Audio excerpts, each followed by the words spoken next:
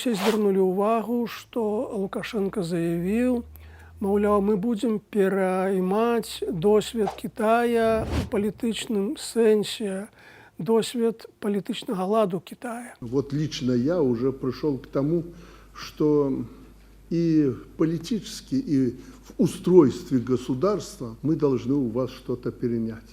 Я вас поздравляю, что вы по-китайски мудро, аккуратно, без революций и потрясений ведете свою страну к той цели, которую вы определили. Што маецца на ўвазе? Маецца на ўвазе тое, што ў Кітаі няма выбараў кіроўных органаў улады дзяржаўных. І вось гэта найбольш прываблівае Александра Лукашэнку.